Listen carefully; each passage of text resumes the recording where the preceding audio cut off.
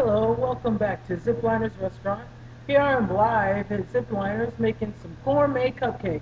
We have some great cupcakes that I'm making today. Fresh red velvet cupcakes and also what's called a Lucky Go Green cupcakes.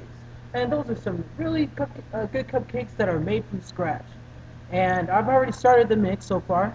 So what I have done is I've started right there, as you can see. I am creaming together 2 sticks of butter, 1/2 cup of vegetable oil, and 3 cups of sugar with a teaspoon of salt, a teaspoon and a half of vanilla. And that's all creaming together right now. As you can see, it's becoming into a creaming stage. Creaming stage means it's getting real fluffy for mixing for a little while. Right here I have my milk. I have sifted flour.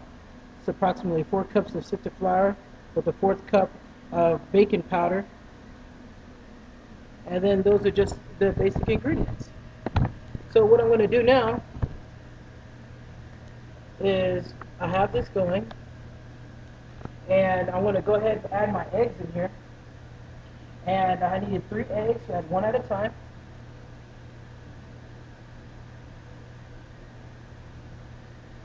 You want each egg to get incorporated inside. Each egg to get incorporated inside of the mix, so it can give a nice consistent fluff and flavor.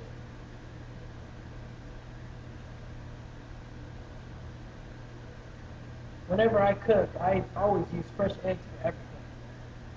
I don't like the store-bought liquid eggs or the liquid egg whites or anything that has artificial food coloring in it or any preservatives or additives. I like to use fresh.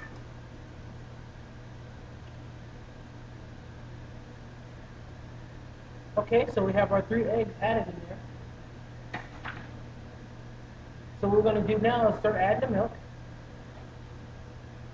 And right now I'm going to add about 1.5 cups of milk.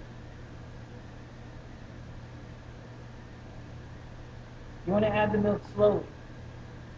Also, when you add the milk, your mixture will start moving. So you want to add the milk slowly at a steady stream to make sure it's fully incorporated in the mix.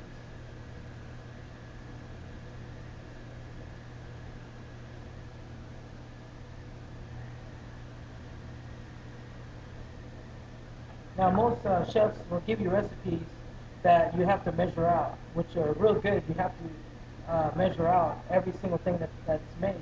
But when I cook, I typically know by sight, by taste, by looking at it, of how much I need. That gives me the perfect consistency of making things from scratch.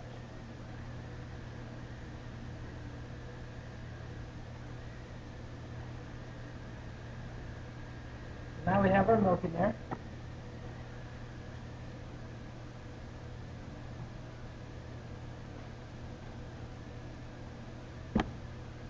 Now that our milk's added, we're going to go ahead and add our flour.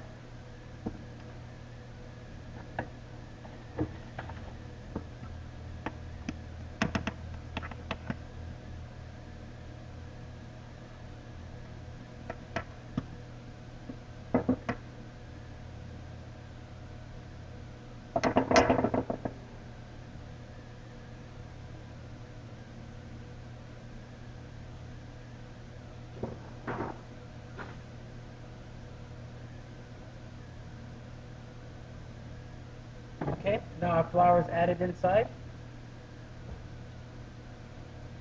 And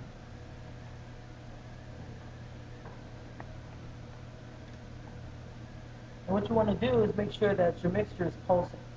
And the reason you want it to pulse is because you don't want, when you turn it all the way on, you don't want flour to fly everywhere.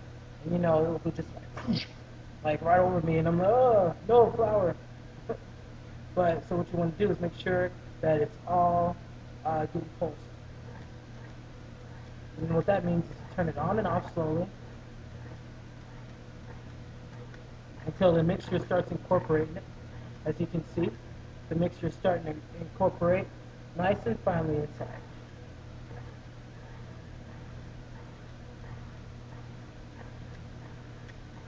You know, when you're making cupcakes or pancakes, or well, not pancakes, but any type of cake, muffins, that type of thing, you want to make sure that you don't mix it too much.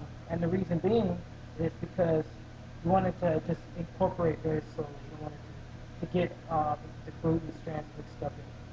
Now, typically, the flour you should use is cake flour, pastry flour, which are similar in consistency, but have low gluten inside of it. Typically, when you have something that has low gluten in it, that means that it comes out more crumbly. It's used for cakes. If you have something that has more gluten strands in it, some things that are elastic, that will typically mean that's good for bread. Now, you saw I added a little more milk because this mixture came out a little thick. I want to make sure that the mixture comes out to a good consistency. It should be just a little runny, a little blocky, and it shouldn't have too much, it shouldn't be too thick.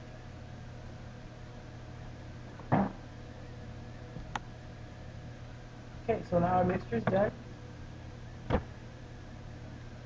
and we're going to continue with making the red velvet.